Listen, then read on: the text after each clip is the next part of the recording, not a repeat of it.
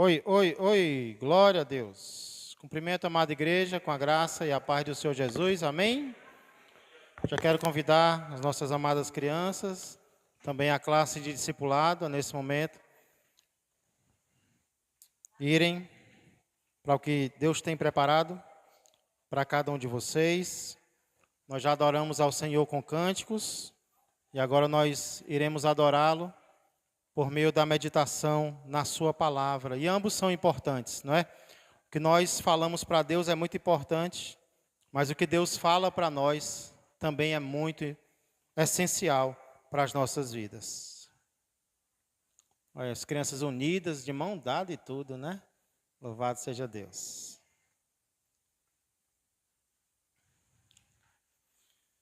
Encontro em Samarra. Não é em Samara, né? Encontro em Samarra. Esse é o nome de um antigo conto babilônico que conta a história de um comerciante que vivia em Bagdá. E certo dia esse grande comerciante ordenou a um dos seus servos que fosse fazer compras para ele no mercado. E o seu servo foi, seu servo obedeceu. 1 hora se passou e o servo desse comerciante volta, pálido, branco, tremendo, porque ele disse que no mercado estava fazendo as compras quando de repente ele havia se deparado com a morte. E quando ele olhou para a morte fez um gesto ameaçador para ele. Assustado então, aquele servo pediu demissão do seu senhor e foi fugir para a cidade de Samarra, uma cidade que ficava a certa distância de Bagdá. Aquele comerciante, então, ficou intrigado com aquilo. Obrigado, Ivani. Ficou intrigado com aquilo que o seu servo falou. Com muita coragem, ele decidiu, então, ir lá no mercado, confrontar a morte. Por que a morte tratou assim o meu servo? Então, chegando lá, ele encontrou a morte e perguntou por que ela abordou o servo dele de uma forma assim tão dura, assustando o seu servo que tinha fugido para Samarra. E a morte disse: não, eu não assustei ninguém e nem fiz gesto ameaçador para ninguém. Na verdade, eu que fiquei surpresa de ter encontrado o seu servo aqui em Bagdá, porque hoje à noite eu tenho um encontro mortal com ele. Adivinhem onde? Na cidade de Samarra. Irmãos, isso não passa de um conto antigo, babilônico, mas que ilustra algo que muitas vezes nós temos vontade de fazer quando temos medo da morte. Às vezes o medo de morrer, ele vem ao nosso coração, e uma das primeiras coisas que nós pensamos em fazer é em fugir, é em tentar fugir da morte. Às vezes nós nos escondemos na nossa casa, mudamos de endereço, vamos para outro lugar para tentar escapar da morte que está nos ameaçando. E às vezes dá certo. Às vezes é isso que a gente precisa fazer mesmo, é mudar alguma coisa na nossa vida. Só que tentar fugir da morte nem sempre é a melhor coisa para enfrentar o medo que nós temos dela. Nessa história que eu contei, inclusive, às vezes é fugindo da morte que nós nos aproximamos dela. É tentando escapar da morte que nós corremos para ela, sem saber que nós estamos nos aproximando dela. Fugir da morte, então, nem sempre é a melhor maneira de confrontar ou de vencer o medo de morrer. Existe uma forma melhor do que essa. E não é fazendo nada. Na verdade, é sabendo algo que Jesus fez por mim e por você. Sabia que ao sabermos o que Jesus fez por nós, isso pode confrontar o nosso medo de morrer? É justamente sobre isso que eu quero meditar com você nessa noite. Para isso eu te convido a abrir a palavra do Senhor no último livro da Bíblia, o livro de Apocalipse, capítulo de número 2. Apocalipse, capítulo de número 2.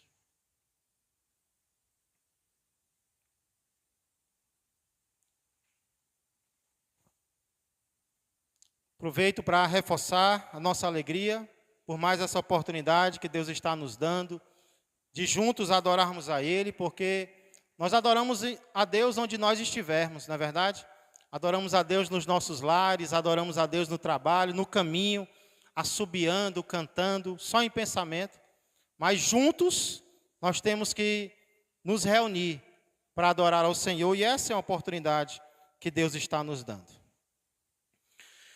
Apocalipse, capítulo 2 e capítulo 3, são capítulos nos quais Jesus, o próprio Jesus, envia 7 cartas às 7 igrejas da Ásia. A carta de Jesus à igreja em Esmirna é a segunda dessas cartas. A primeira, nós já meditamos nela alguns cultos, alguns domingos, pela manhã atrás. Hoje nós iremos começar a meditar na segunda carta de Jesus, que é a carta de Jesus à igreja em Esmirna. Ela se encontra no capítulo 2, versos 8 a 11. Só que hoje nós iremos meditar apenas no verso 8. Apocalipse, capítulo 2, verso 8. É o início dessa segunda carta, carta de Jesus a essa igreja tão maravilhosa que é a igreja de Esmirna. E nesse verso de número 8, irmãos e amigos, nós podemos ver a quem Jesus envia esta carta e como Jesus se apresenta nela. Daqui a pouco nós vamos ouvir uma bênção que o nosso irmão Alexandre vai contar. Eu não penso que eu esqueci não, Alexandre, mas você vai ter a oportunidade já já. Então aqui no verso 8, irmãos, nós vamos ver Jesus endereçando essa carta a alguém e também Jesus se apresentando a esta igreja. E o meu propósito é que, ao final dessa mensagem, dessa breve mensagem, nós saibamos 2 verdades que podem nos ajudar a superar o medo da morte. Você tem medo de morrer? Às vezes esse medo vem, não é verdade? Nós somos humanos, às vezes o medo da morte vem, e eu não estou prometendo que você vai sair daqui hoje sem medo nenhum, 0 medo de morrer. Mas essas 2 verdades, elas podem nos ajudar a enfrentar o medo da morte. Vamos começar então vendo em primeiro lugar a quem Jesus endereça esta carta, para quem ele manda. Apenas a primeira parte do verso 8 diz assim: ao anjo da igreja em Esmirna, escreve. Está assim na sua Bíblia também? Ao anjo da igreja em Esmirna, escreve. Somente até aqui por enquanto, quero convidar você a orarmos mais uma vez. Senhor Deus e amado Pai, nós invocamos, Senhor, mais uma vez o teu santo nome. Depois, Senhor, de várias vezes já termos feito isso e sentindo a necessidade de fazermos novamente, Pai. Quanto mais vezes nós te invocarmos, melhor para nós, melhor para aqueles pelos quais nós oramos, nós intercedemos, crendo, Pai, que o Senhor está agindo no nosso coração e no deles também. Pai, obrigado por esta oportunidade de estarmos juntos aqui, diante do Senhor, ao lado dos nossos irmãos e amigos, já tendo te louvado com cânticos, e agora, Senhor, te adorando por meio da nossa atenção à tua palavra, pedindo, suplicando que o Senhor fale aos nossos corações, inclusive, Senhor, em relação a esse medo, que talvez seja o maior de todos os medos do ser humano, que é o medo da morte. Como nós devemos tratá-lo, Senhor, quando ele vier, o que devemos fazer, o que devemos saber, o que devemos pensar. Vem nos ajudar para a honra e glória do teu nome, é o que eu peço e já agradeço, em nome de Jesus Cristo. Amém e amém. Irmãos, o nosso verso diz: ao anjo da igreja em Esmirna, escreve. Acerca de quem são os anjos, a interpretação talvez mais conhecida é que os anjos são os responsáveis por cada igreja. São aqueles que recebem de Deus a palavra e transmitem essa palavra ao seu povo. eles são mensageiros. A palavra anjo significa mensageiro, portador de uma palavra. Então, essa é a interpretação mais aceita, que os anjos são os responsáveis por receber a palavra de Deus e transmitir para o seu povo. Já acerca da igreja em Esmirna, a gente, infelizmente, não tem muito a dizer, a não ser o que está escrito aqui na segunda carta do Apocalipse.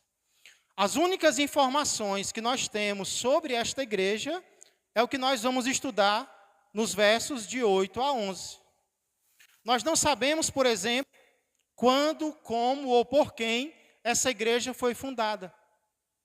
Não existem informações históricas sobre como nasceu a igreja em Esmirna, como existe sobre a igreja em Éfeso.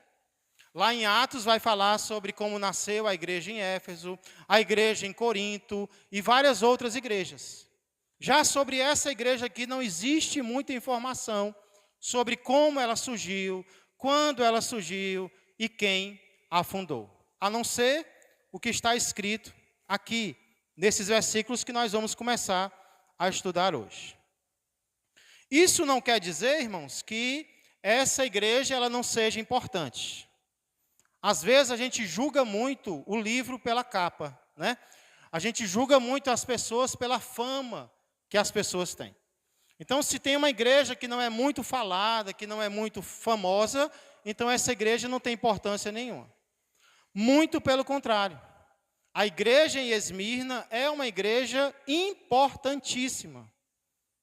Inclusive, das 7 igrejas do Apocalipse, somente 2 não são repreendidas por Cristo.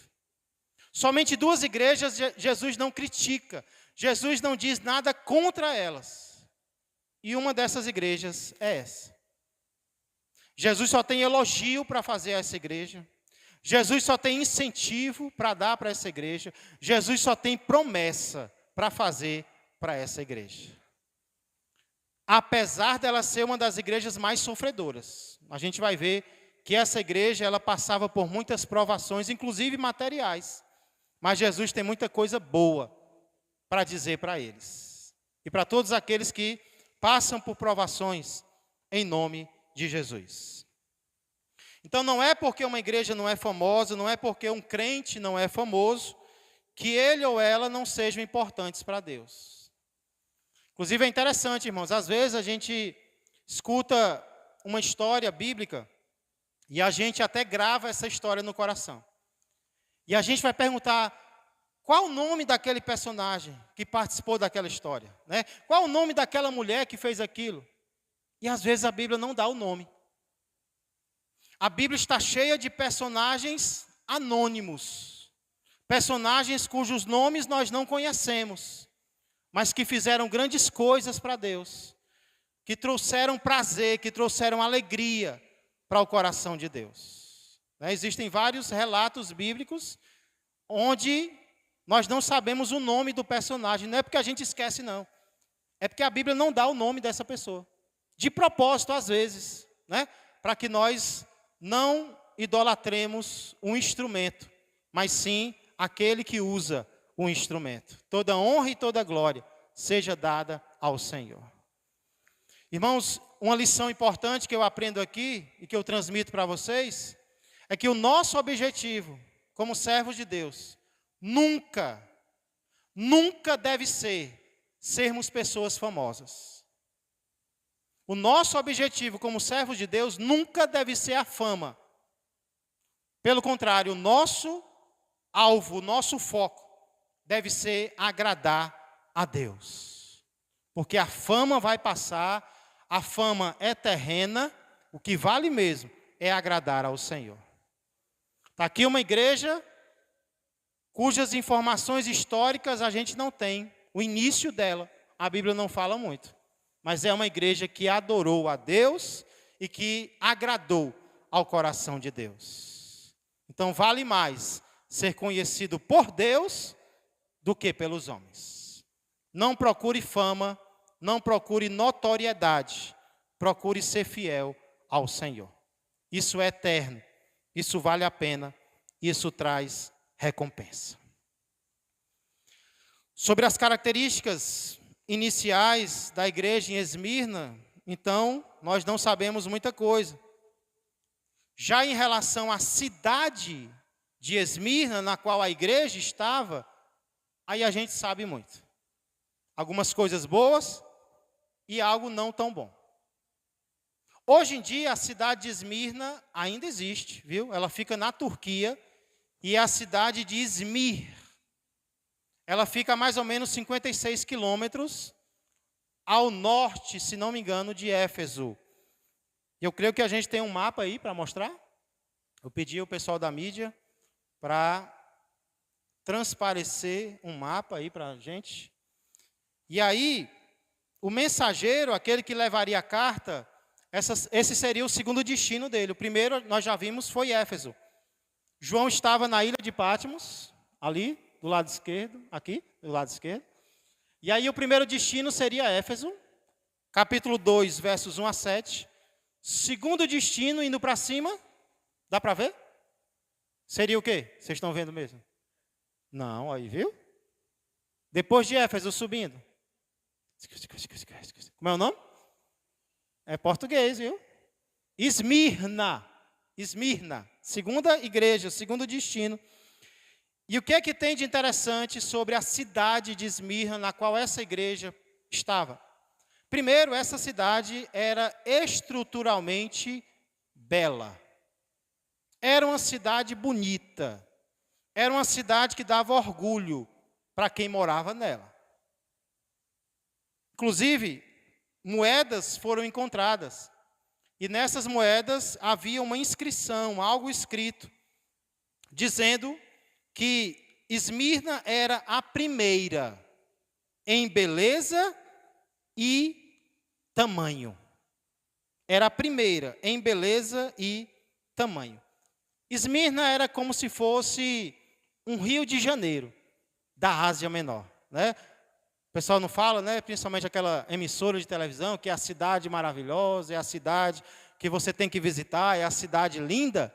Esmirna era mais ou menos o Rio de Janeiro daquela época. Ela foi chamada de o orgulho da Ásia, de tão bonita que ela era. De um lado tinha o mar, né? Ela era uma cidade portuária. Do lado tinha o mar e do outro lado tinha edifícios. E dizem que os edifícios que havia em Esmirna, eles eram tão bem feitos, eles eram tão bem decorados, que de longe você pensava que era uma coroa. Por isso, Esmirna ficou conhecida como a coroa da Ásia, de tão bonita que ela era. Além disso, Esmirna também, outra vantagem, era economicamente próspera. Não era só bonita, ela era rica também. Imagina só. Em número de exportações, ela só perdia para Éfeso. Ela era a segunda da Ásia em exportações. E um arqueólogo veio a dizer que ela foi uma das cidades mais prósperas que já existiu nos tempos antigos. Você teria vontade de morar lá? Dá vontade, né?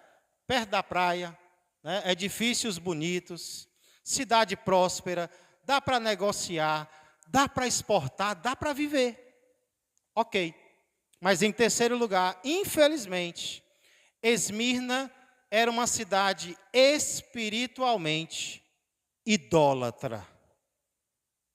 Tinha muita idolatria lá. Só para você ter uma ideia, Esmirna foi a primeira cidade romana a construir um templo em adoração à deusa Roma, porque até Roma eles adoravam.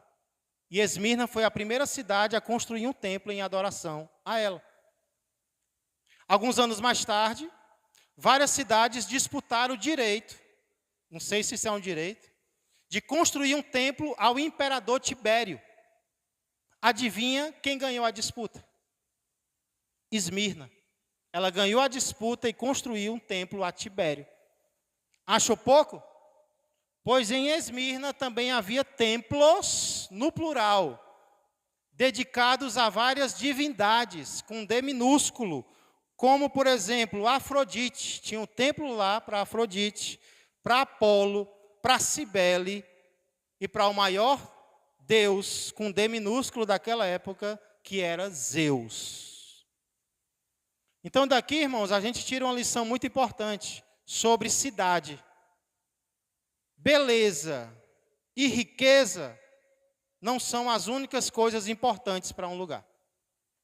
Infelizmente, são as duas coisas que o ser humano procura. O ser humano procura beleza e o ser humano procura riqueza em outras pessoas e também em outros lugares. Ah, se uma cidade for bonita, se uma cidade for rica, tá bom.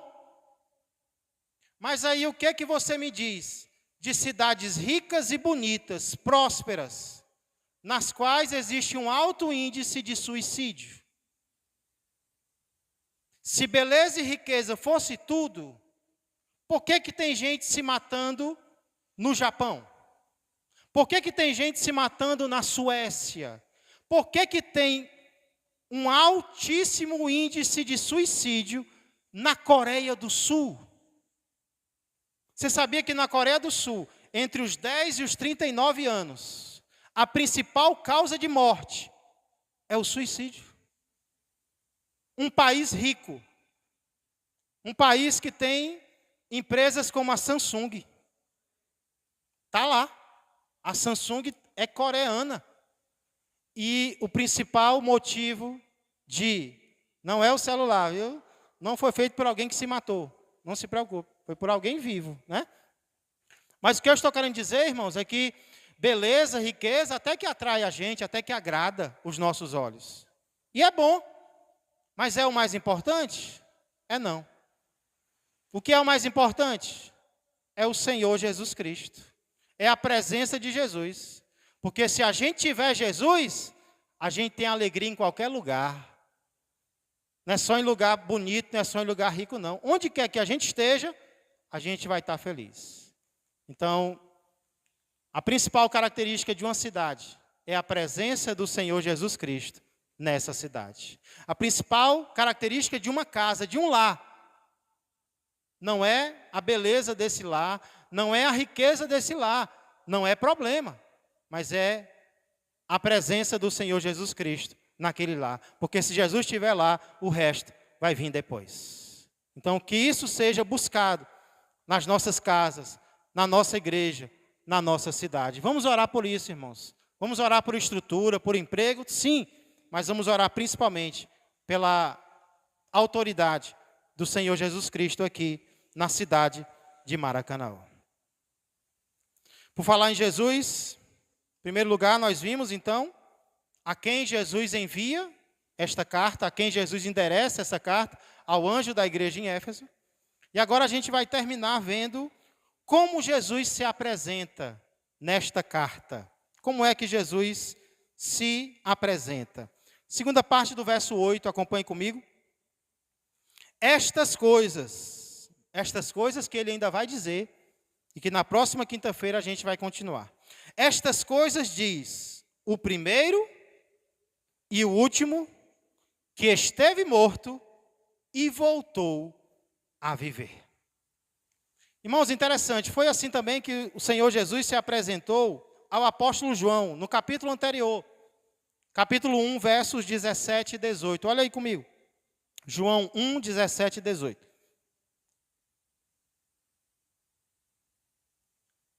Lá João tem uma visão de Jesus, e não é aquele Jesus dos evangelhos, não é o Jesus de certas igrejas, né, que colocam aí imagens de Jesus sofrendo.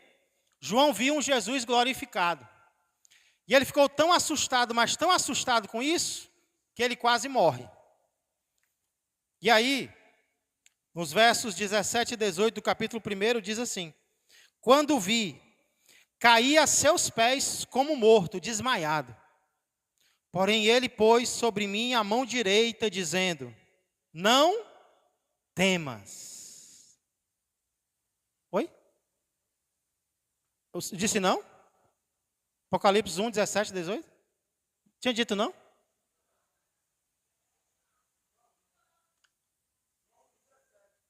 Não, perdão, é Apocalipse. Capítulo 1, capítulo anterior. Eu disse João, foi? Eu troco os nomes, viu? É tanto personagem, né? Perdão, viu? Obrigado, Rafael. Capítulo 1, Apocalipse 1. Eu estava testando a atenção de vocês. Né? Versos 17 e 18. Vou esperar vocês acharem. É bom que eu bebo água.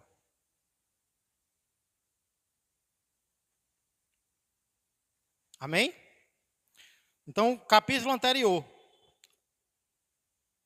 Capítulo 1, verso 17 e 18. Quando o vi, caí a seus pés, está certo agora?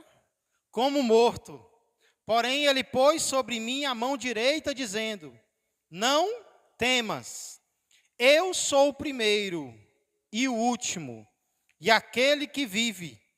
Estive morto, mas eis que estou vivo, pelos séculos dos séculos, e tenho as chaves da morte e do inferno.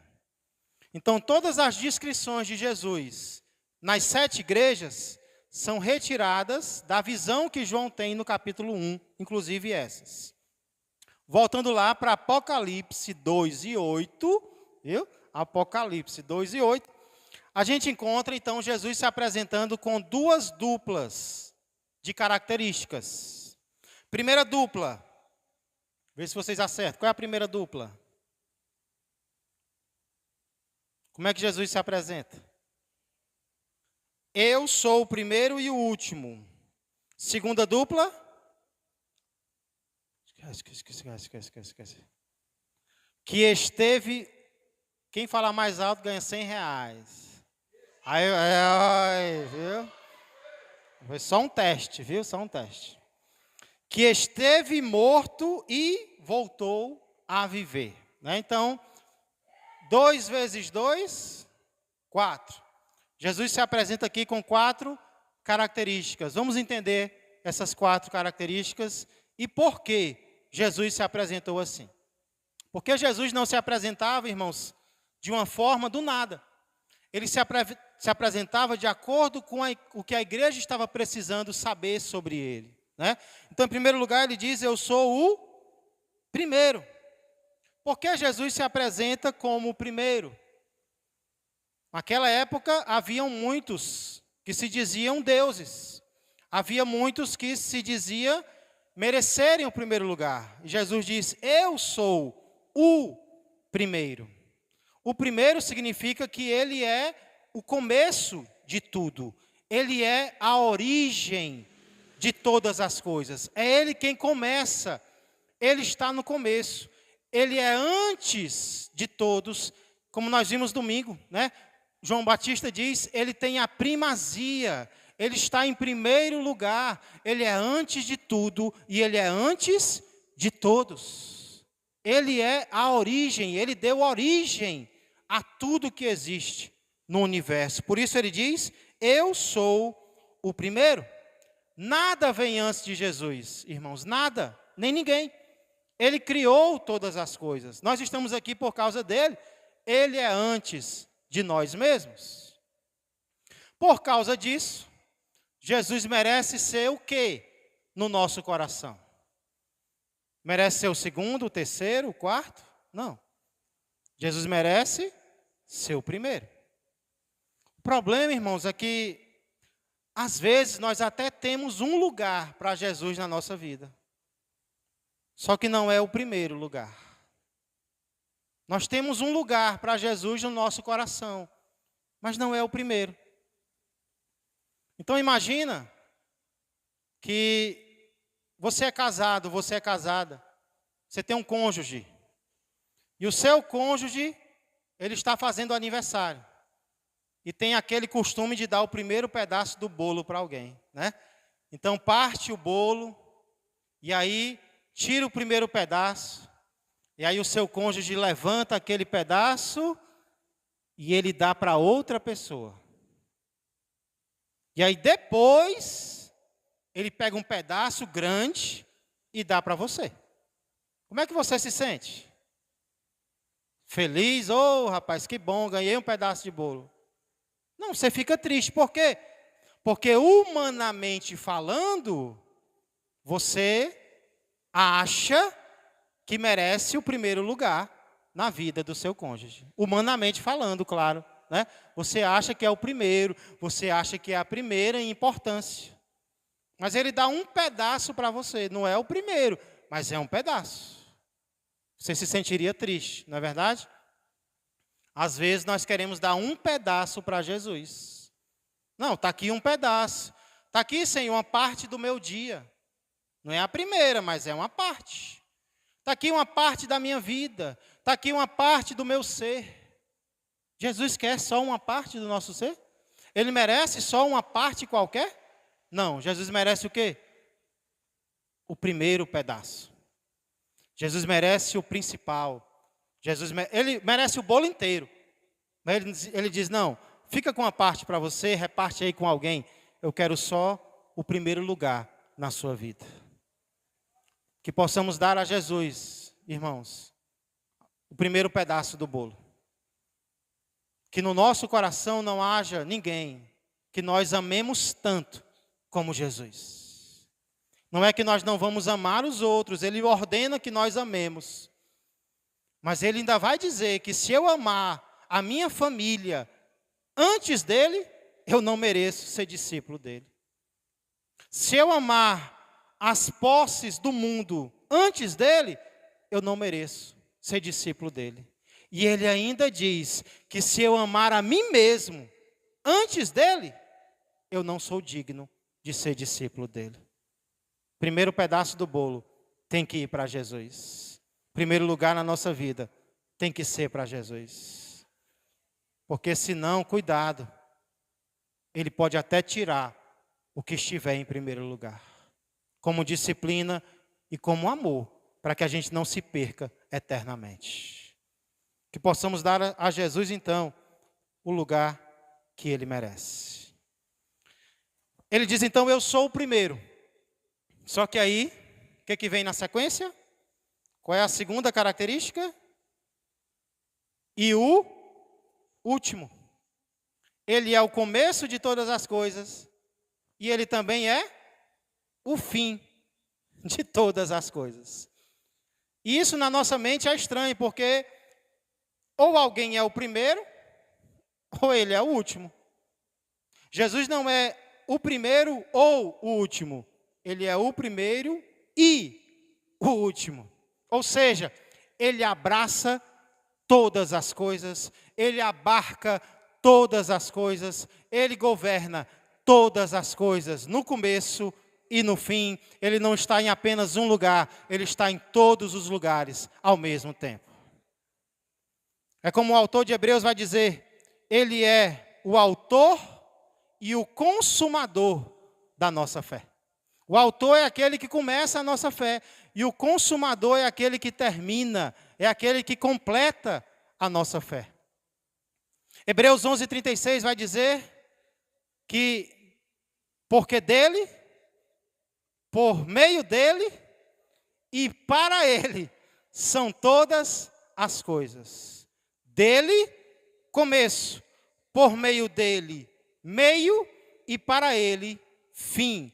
São todas as coisas. Qual é a consequência? A ele, pois, seja glória eternamente. Amém. Nenhuma glória para mim, nenhuma glória para você. Toda honra e toda glória é dele. É ele que começa, é ele que continua, é ele que termina. Tudo vem por meio dele, tem começo nele e tudo vai para ele. Ele é o objetivo de todas as coisas. Ele é o primeiro e ele é o último.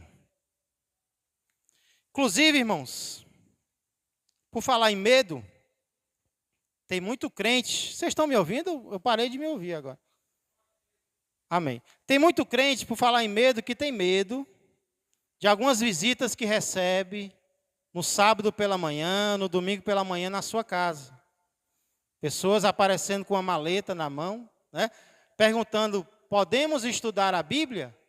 Tem crente que finge que não está em casa, né?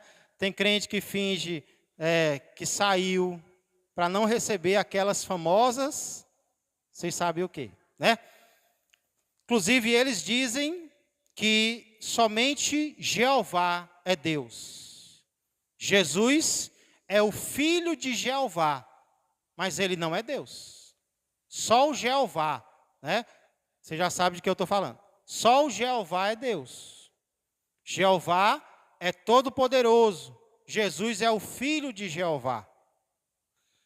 Porém, nós cremos que o Pai é Jeová, o Filho é Jeová e o Espírito é Jeová. Tem Jeová Pai, Jeová Filho e Jeová Espírito. Se quiser chamar assim, eu chamo também. Iavé Pai, Iavé Filho, Iavé Espírito. Deus Pai, Filho e Espírito. É 3 pessoas em um só Deus. Mas como é que eu provo, pastor, para eles? Eu não quero mais me esconder dentro de casa, eu quero ajudá-los. Como é que eu faço? É simples. Abre aí em Isaías, capítulo 44, verso 6. Vou ensinar uma maneira de você não ter mais medo de receber estas ilustres pessoas na sua casa. Pelo contrário, eles que não vão mais querer ir lá. Só se for para se converter, viu? Não vão mais, a Lu já sabe. Se convidar para orar, pronto, né? Infelizmente não querem orar com a gente. Vamos orar por eles, mas não com eles, porque eles não querem. Nós somos hereges. Isaías 44, 6. O que diz lá? Assim diz o Senhor, na Bíblia deles, assim diz Jeová. Quem é Jeová? Para eles é Deus, é o Pai. Só o Pai é Deus. O Filho é uma criatura do Pai. É uma criatura de Deus. O que esse verso está dizendo? Assim diz o Senhor, Jeová, Rei de Israel, seu Redentor, o Senhor dos exércitos. Eita! É Jeová pleno aqui. Mas o que ele diz que ele é? Eu sou o primeiro e eu sou o último, e além de mim não há Deus. Aí você pergunta, nesse versículo, o que Jeová está dizendo que ele é? Ele está dizendo, eu sou o primeiro e eu sou o último, e além de mim não há outro Deus. Ele é o único Deus. Amém. Aí você leva lá para Apocalipse 1, 17 e 18, e lá diz que Jesus é o quê? Eu sou o primeiro e eu sou o último. Aí eu pergunto, qual dos dois está mentindo? Jeová ou Jesus? Aí eles, não, nenhum dos dois. Então, Jesus está dizendo que ele é o quê aqui? Que ele é Deus. Ele é o Jeová do Antigo Testamento. Aí você pergunta, qual dos dois está mentindo? Aí eles vão para outro assunto. Esse assunto aqui eles não querem mais falar. Porque a própria Bíblia está provando que é um só Deus em 3 pessoas diferentes. Jeová é Deus, o primeiro e o último. Jesus é Deus, o primeiro e o último. Você perguntar, Jesus está mentindo? Não. Então ele é o primeiro e o último. E além dele, não há Deus. Entenderam, igreja? Ficou complicado ou ficou fácil? Pois ore que sábado já vai ter visita, ok? Pois não, Salles? Exatamente. Já mostra uma pluralidade, não é isso, pastor? No princípio criou Deus os céus e a terra. Exatamente. Quando ele diz, façamos o homem à nossa imagem, Deus está falando com os anjos ali, né? Porque os anjos não criam nada. É o Pai, o Filho e o Espírito Santo dizendo, façamos o homem à nossa imagem conforme a nossa semelhança.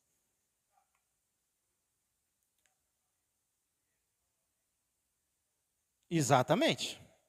Exatamente. Então, não tem como dizer que são deuses diferentes, é o mesmo Deus.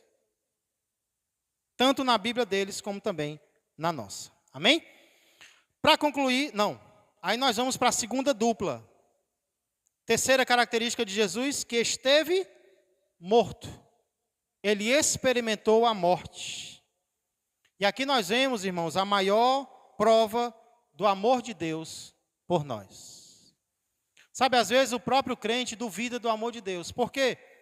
Porque Deus não responde uma oração que ele faz, porque Deus não dá algo que ele pede, né? porque permite um sofrimento. Ah, Deus não me ama. Não são essas circunstâncias que provam o amor de Deus por nós. Você quer saber onde foi que Deus provou que te ama? Paulo diz lá em Romanos 5:8.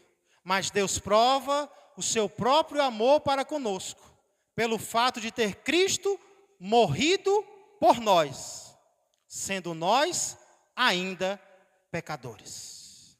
Jesus não esperou a humanidade se ajeitar para morrer por ela. Jesus não esperou você se consertar, se arrepender, crer nele para morrer por você. Não. Ele morreu por nós antes de nós o conhecermos. Nós andávamos, né? Ele já sabia a vida que a gente ia levar e passou tanto tempo para a gente se entregar a Jesus, não foi? Sabendo do amor dele, sabendo da cruz dele, nós ainda o rejeitamos. Mas mesmo assim ele provou o seu amor pela humanidade, sendo nós ainda pecadores. Porque Jesus morreu pelos nossos pecados. Não foi porque ele mereceu.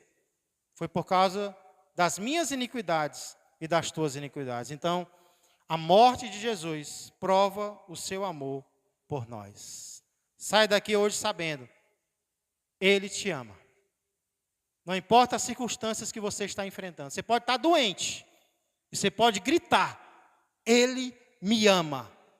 Não é porque eu estou doente que eu vou duvidar do amor de Deus. Não é porque eu estou desempregado por alguns meses. Não é porque a minha família está passando por problemas, não. Deus me ama.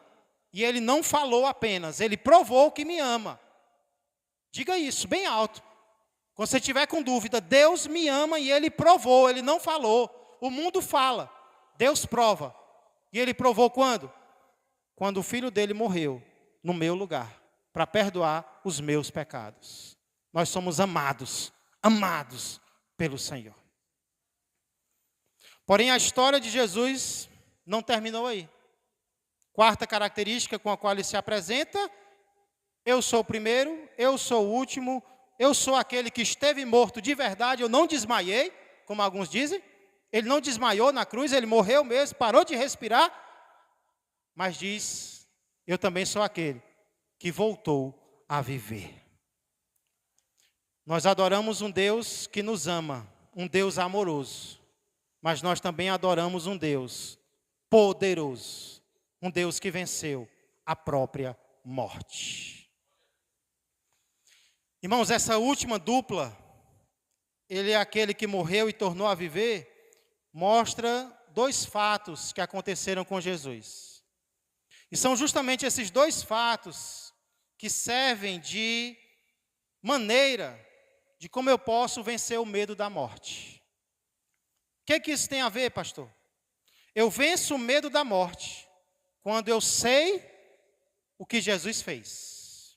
Não é quando eu fujo, não é quando eu invento, não é quando eu nego. Não. É quando eu sei o que Jesus fez. E o que foi que Jesus fez? E que pode me ajudar a enfrentar o temor de morrer.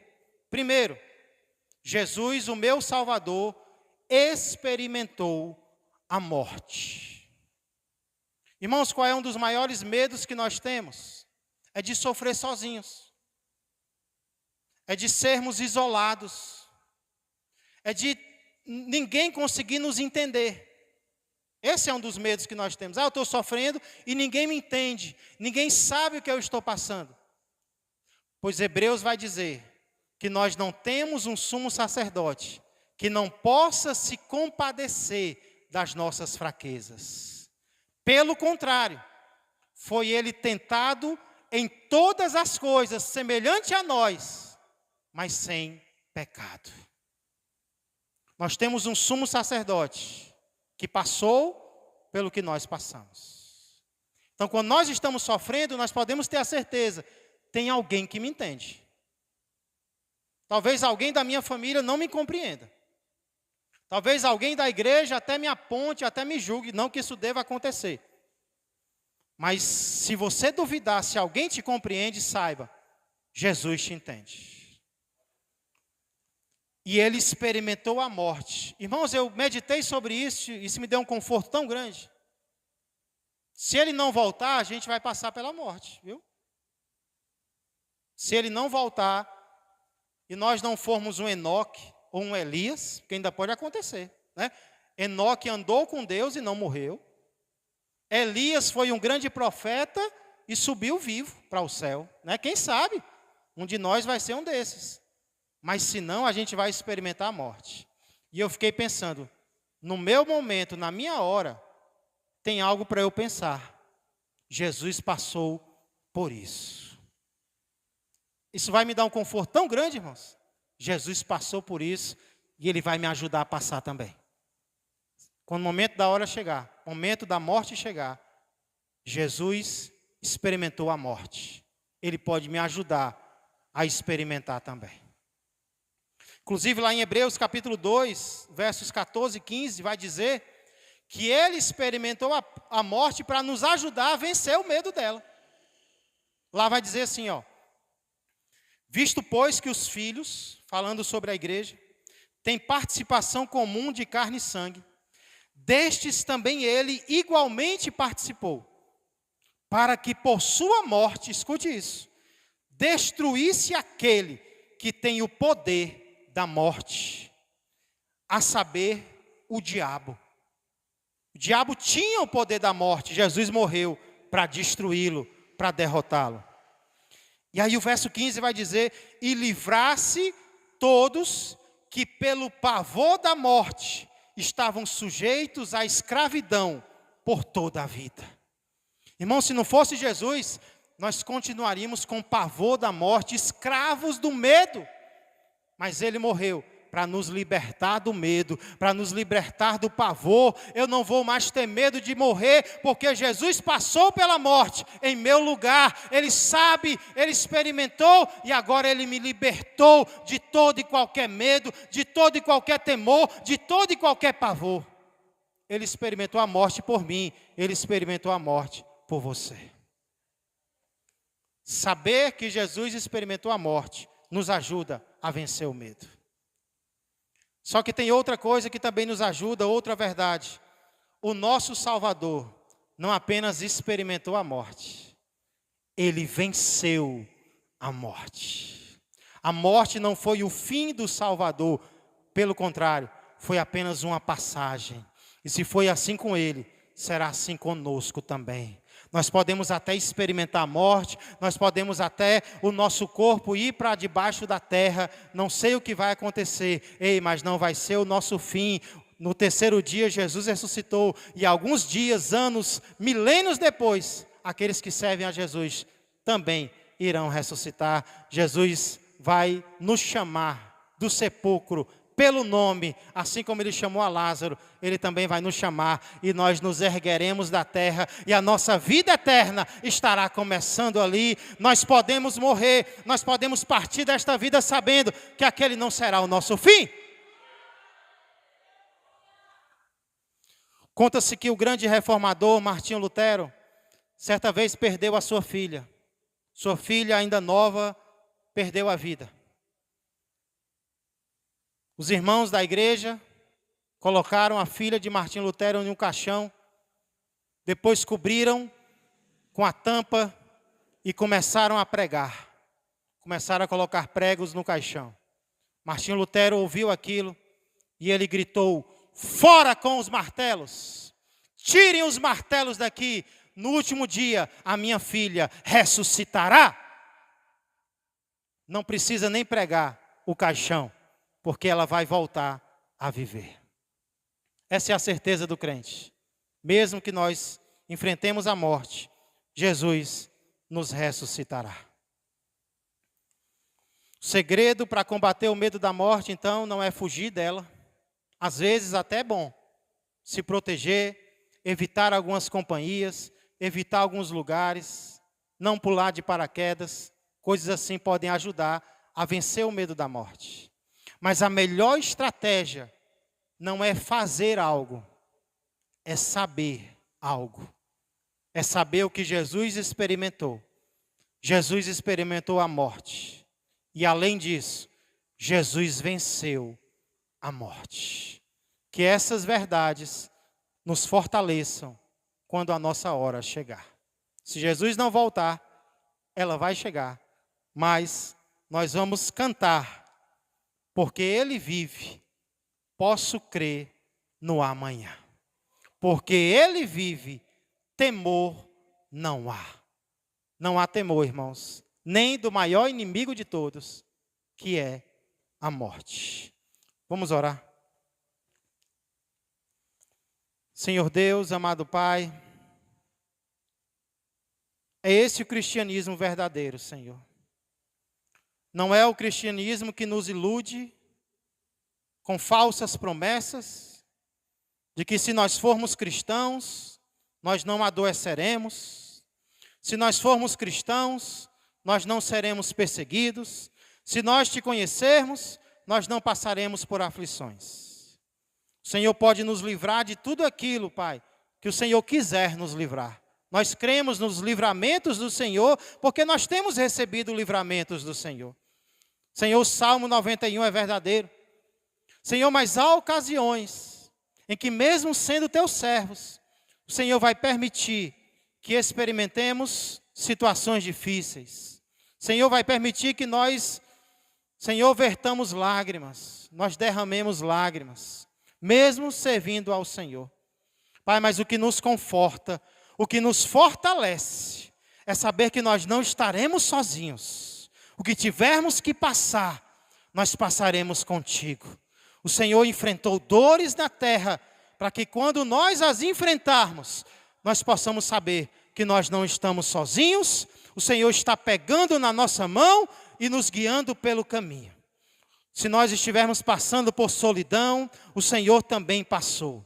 Se nós estivermos enfrentando a rejeição, o Senhor também experimentou. Se nós estivermos enfrentando fraqueza, o Senhor também sabe o que é fraqueza. E se um dia nós tivermos que encarar a morte de frente, nós encararemos sem temor, Pai, com a graça que o Senhor nos dará, de dizer, o Senhor, o meu Salvador, também passou por isso, e alguns dias depois, Ele voltou a viver, e nós também voltaremos a viver. Pai, nos conforta com o conhecimento daquilo que o Senhor experimentou em nosso lugar, daquilo que o Senhor venceu em nosso lugar. Porque em Jesus nós somos mais do que vencedores por meio daquele que nos amou. No nome de quem eu oro e já agradeço. Amém, amém e amém. Louvado seja o nosso Deus. Fique de pé. Eita glória. O tempo passa rápido. Irmãos, a nossa próxima oportunidade de adorarmos a Deus juntos será no sábado, com o culto de jovens, a partir das 19 horas.